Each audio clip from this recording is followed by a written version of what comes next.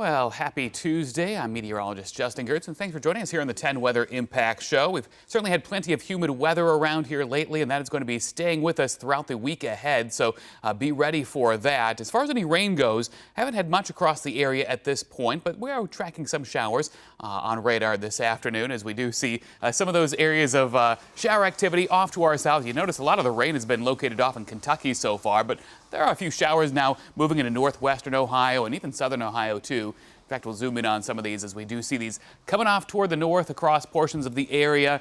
Not much with this, but there could be a quicker little rumble of thunder, especially out toward the Athens area here this afternoon. Overall, we will plan on seeing at least some spotty activity into the afternoon and evening. Something we all have to deal with, though, is the fact that it is going to be humid out there. We have occasional rain and storms in our forecast this week, any of which could produce some local downpours just because there is so much moisture in the air. Dew points are basically a measure of how much moisture there is. Anytime it's 70 or above, that's pretty tropical stuff, and you'll notice just about the entire Great Lakes and Midwest are seeing those readings, so it is awfully soupy out there, and that's going to help fuel that potential for those occasional rounds of rain and storms. So it's just downright uncomfortable the next few days around here because of that high humidity. If you've spent any time outside, you notice it right away. There is a cold front that slips by on Friday, and it'll make things feel a lot better going into the weekend and early next week. So that is something to look forward to. It is going to take some time to get there, however. All right, so feels like temperatures for this afternoon, pretty tolerable. Yeah, it's going to be humid out there, but because the temperatures aren't going to be particularly high, we can certainly handle it. Tomorrow, though, it is going to be warmer and just as humid, so the heat index, or the feels like temperature tomorrow afternoon, peaks in the low to mid 90s area wide. For Thursday, I think it's going to be similar, if not maybe even a little bit higher.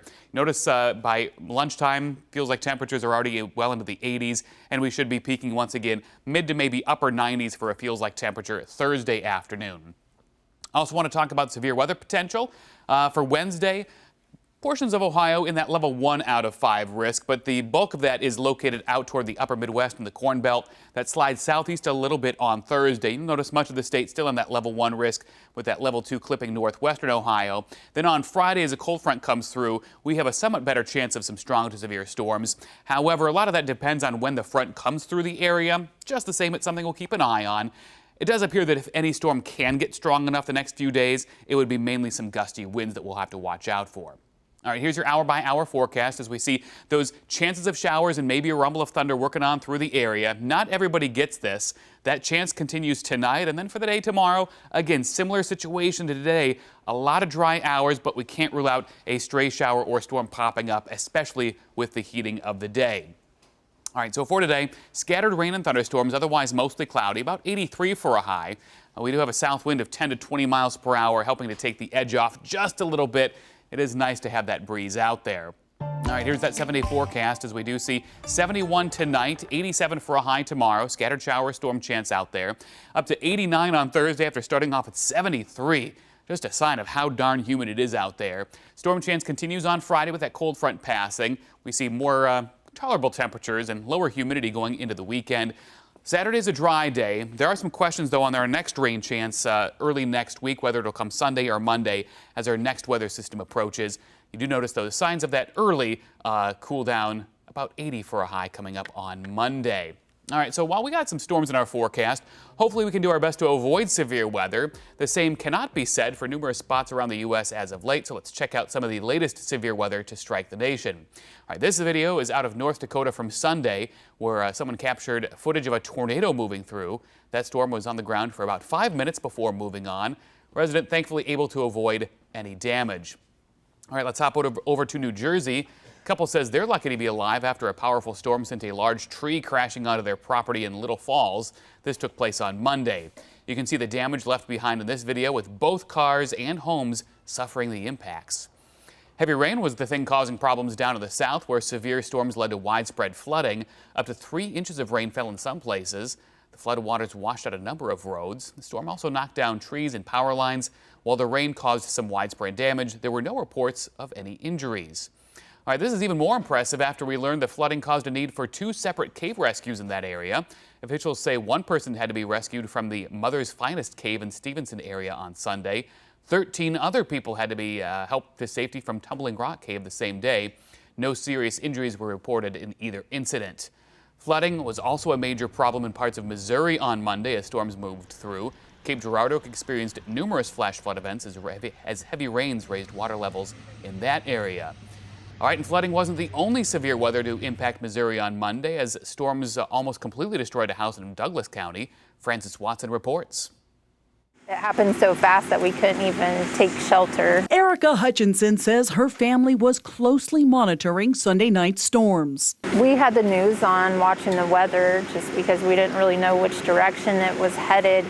But it didn't seem like it was going to do much here. But in her part of Douglas County, a fierce storm with high winds made its way towards the Hutchinsons' home, taking with it everything in its path and tossing it around. We tried to go to the back of the house, but the windows were already busting out, so we just went into the bathroom. The force of the wind so strong, the Hutchinsons say their home moved about 10 feet. It was really scary because it was shaking the house, like you could feel it, and the roof came off.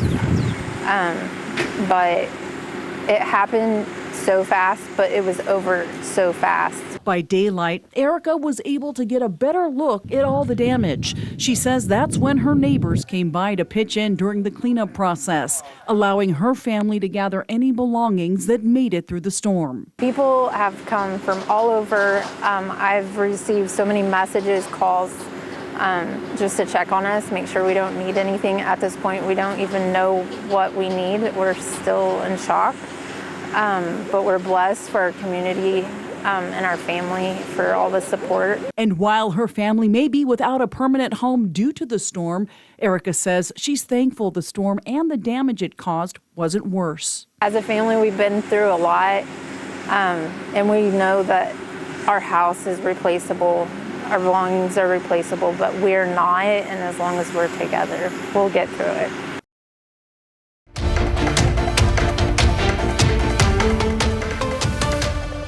All right, coming back to our forecast, and the heat is on the way this week. Make sure you're paying attention to your four-legged friends in the hot weather. Now, just last year, we spoke to the Franklin County Dog Shelter about the signs you need to watch for as you walk your dog. Excessive panting and drooling, difficulty breathing, increased heart rate or respiratory rate, mild weakness, collapsing over, can go up to collapsing. Yeah, experts say to make sure you're minimizing the outdoor exercise during the day. Take your dog on a long walk either early in the morning or when the sun is going down. All right, that heat is expected in our forecast. That's coming as part of a larger U.S. heat wave hitting this week. High temperatures in the upper 90s to lower 100s will impact much of the plains, with lower 90s in parts of the Midwest and the Mississippi Valley today. The heat index, or how hot it actually feels, will be even higher.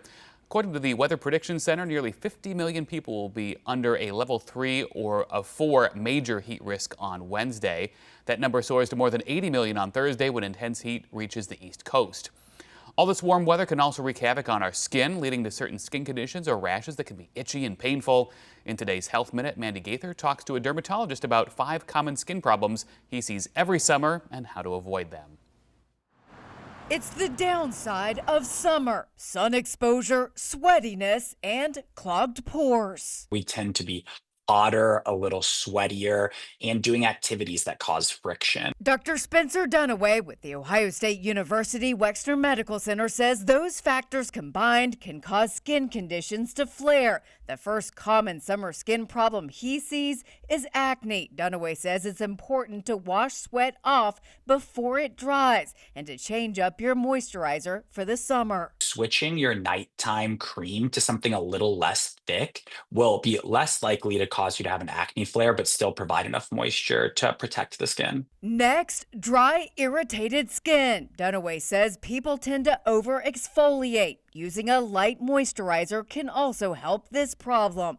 Third, folliculitis, or inflammation of hair follicles, which can lead to a rash. Avoid it by wearing looser clothing and washing off sweat from skin. Fourth, melasma, which causes dark, discolored facial patches. Sun exposure, pregnancy, and taking birth control pills can raise one's risk of this condition. Protecting yourself with strong SPFs, even higher than what we'd normally recommend, such as SPF 50, is really useful for people that are on birth control pills or might be pregnant during the summer. Finally, heat rash. Dunaway says it's the body's alarm system that a person's overheating. So if you start to notice these prickly, itchy red bumps on the skin, especially on a really hot day, that's an important sign to cool yourself off. Seek shade or either get in some water. For Health Minute, I'm Mandy Gaither.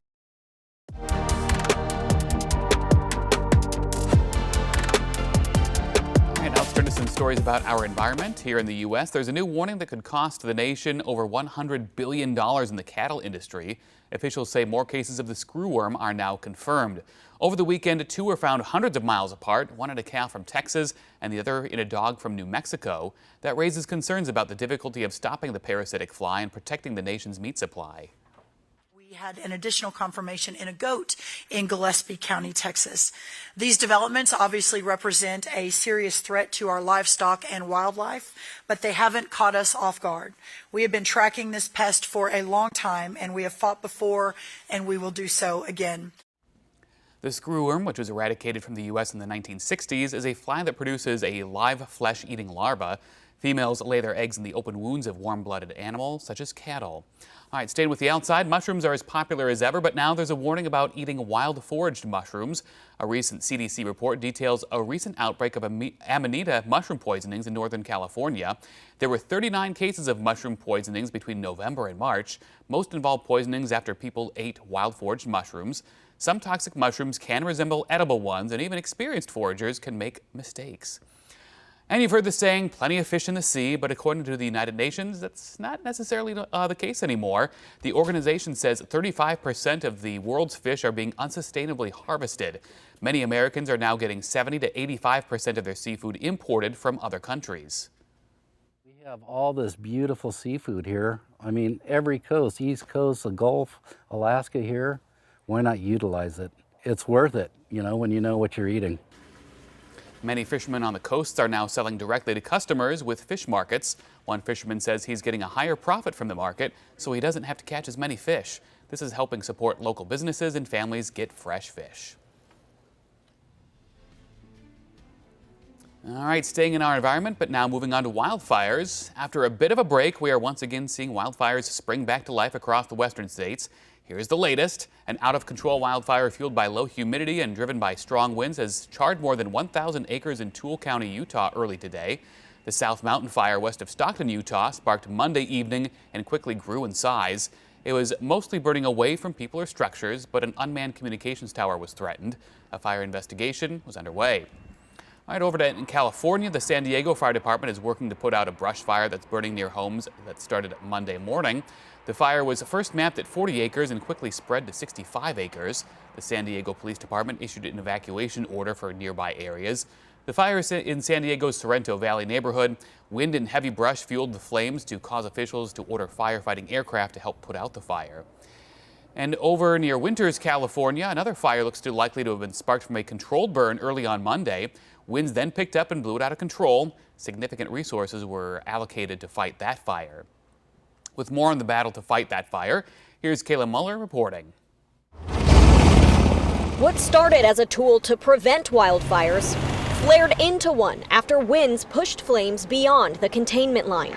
So we were trying to do a lot of that proactive work. It's important work to protect the communities. Fires are very dynamic and it can be hard to contain, even in the utmost conditions. CAL FIRE says once they realized the flames were no longer completely in their control, they changed up their operations from prescribed burn to wildland fire suppression. Some of the challenges, aside from the steep and rugged terrain, has been a little bit smoke.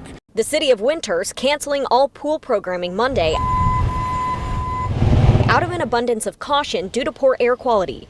It started around 2 o'clock. It was getting bad, and now it's getting way better because of the wind. The wind also fueling the flames. Fire crews are attacking the blaze to work on containment by air and by ground.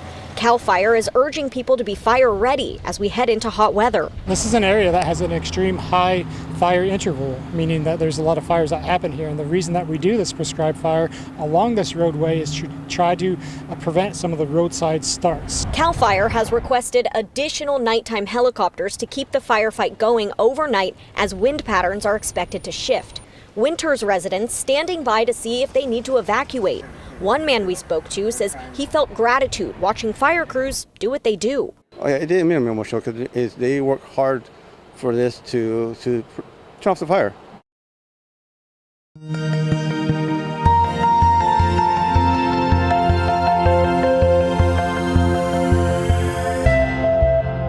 All right, on to some space news, and the crew for the Artemis III mission has now been announced. The crew consists of NASA astronaut Randy Bresnik as the commander, ESA, or European Space Agency astronaut Luca Parmitano as the pilot, and NASA astronaut Andre Douglas as mission specialist, NASA astronaut Frank Rubio also as a mission specialist. They're expected to launch into Earth orbit next year to test rendezvous and docking procedures with moon landers being built by SpaceX and Blue Origin. Of course, given the Blue rocket explosion a few weeks ago, there are concerns over what that means for the mission. Here's what NASA has to say.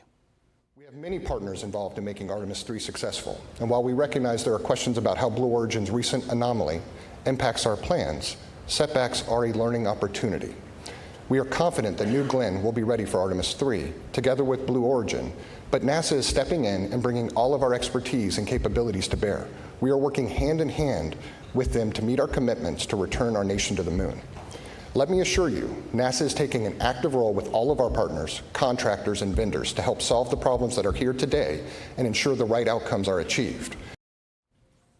All right, finally today, let's check out new video into 10 TV. First up, it's Dom Day here at 10 TV. After nearly 5 decades of covering sports in Central Ohio, Dom Tiberi is starting a new chapter. After 46 from the daily grind and taking a well-earned step back.